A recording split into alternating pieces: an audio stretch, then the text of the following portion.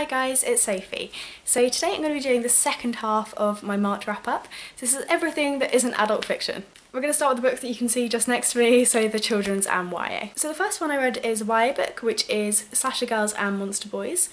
This is a collection of short stories by a load of really prolific, really sort of popular YA authors at the moment. And they're all thriller and horror stories. So I love horror movies and novels, and I was really excited to see something that was sort of YA focused, that was horror, because I don't think there's all that much out there that is horror for YA at the moment. So I sort of dived on it, to be honest. I quite liked it. I can't say that I loved it, so you've probably heard me say before, but the way I judge horror books is if it scared me, it gets a much higher rating than if it didn't, regardless of all other factors. So for example, Pen Pal, which is a story that is started out as a creepypasta, scares the pants off me, and I love that story, and it's on my Kindle, and I've read it again and again because it's scary, and that's what horror should be. So this didn't scare me, but it was very good. So it's a sort of maybe 3 out of 5 star book. There was one story in here that I loved that was like a horror retelling of Alice in Wonderland, where this little girl creeps out of bed and starts having these tea parties with all these broken sort of teapots and bits of scrap sort of silk that she steals from her mother's cupboard, and she sets the table for this tea party, and rather than just her imaginary friend showing up, the white hair shows up, but he's kind of screwy. Like he's more like a man who's kind of wearing something's ears, and when people upset her, he invites them to the party and makes them her playthings. That story was creepy and wonderful and deserves all of the love, but some of the others just fell down. So if you do enjoy horror and you enjoy YA, it's a good one, I think, to sort of jump into and see if you enjoy that. But it's not the scariest thing. I think you probably do need to go to adult horror to have the scariest experience with horror. I'm not going to take these out because the box is fiddly, but I reread Harry Potter this month. I hadn't read Harry Potter since I was a kid, basically. I have reread the first 4 over and over and over again, and then I just devoured the books as they came out and then never picked them up again. And I've watched the movies and I've played Lego Harry Potter, but I'd not gone back and read the books again. So this was my first full read through ever. As I say, I reread the first 4, but my first full read through ever.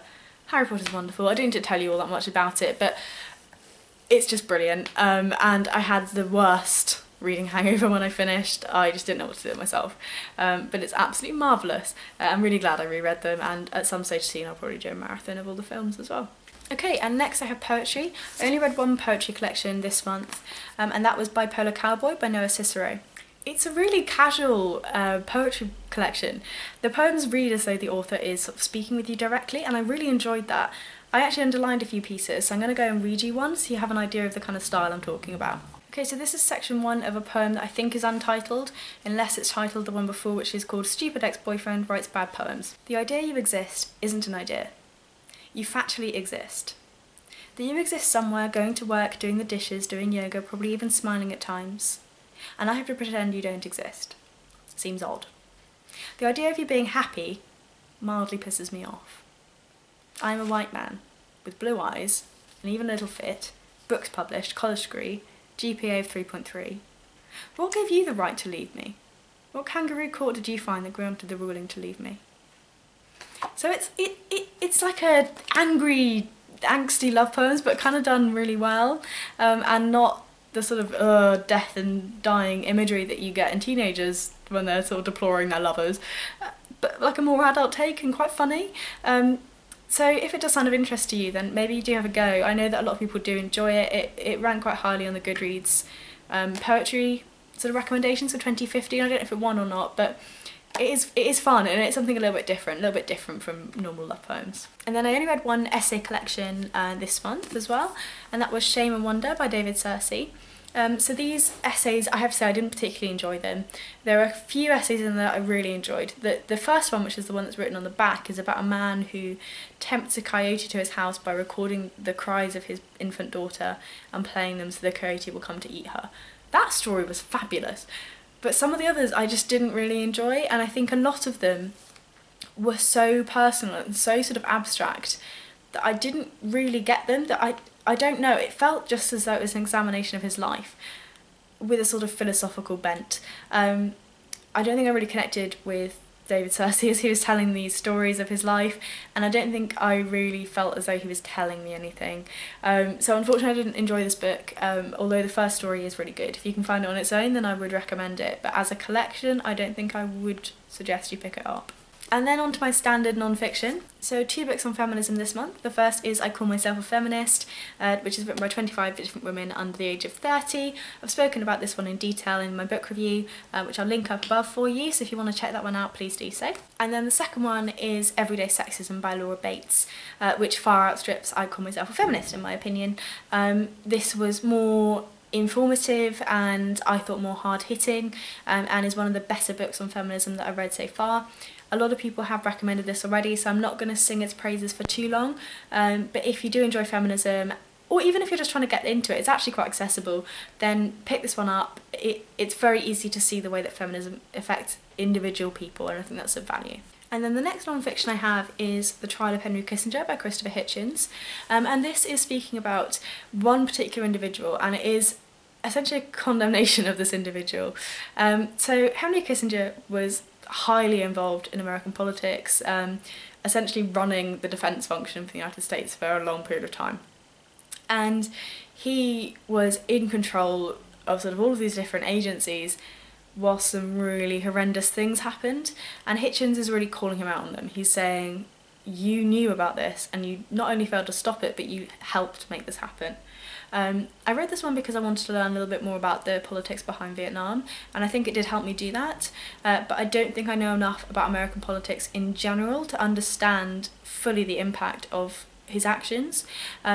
I don't really know how the political sort of order works in terms of reporting structure, and who has the ability to override who, or enough about the sort of constitutional legal system to make this as effective as it could have been. But if you're an American national or you know a lot about American politics, it is very well written, and probably is worth having a read over. But I think I need to read a bit more on American history and American politics before I would truly understand all of the points that Hitchens raises in this book. And then the very last book I have to share with you, just as my light's dying, is The Glass Cage by Nicholas Carr. So this is a book about automation and about technology in our lives. And the author takes a view that technology and automation separate us from the day-to-day function that is what humans are supposed to do, and restricts our ability to sort of determine things or make logical decisions because we rely so much on machinery. I understand his points. I understand his argument, and I think that points of it are valid. I don't agree with his conclusions. He is speaking in a way that it makes me feel as though he's very anti-technology and anti the advance of technology. I disagree with that entirely. I do believe that the way that we interact with technology changes the way that we are as a species, but I think that there are benefits as well as cons. He's solely focusing on the cons, so saying things like, since information's been so widely available on Google, we don't tend to retain the information in our brain for so long, and it means that we just, we don't have access to all these facts when we need it. But the reality is Google's still there, so all we're really doing is freeing up areas of our brain that the brain will use for other things. The brain doesn't just say, this thing isn't being used, I'm just going to cut all the blood supply off and it's never going to work again.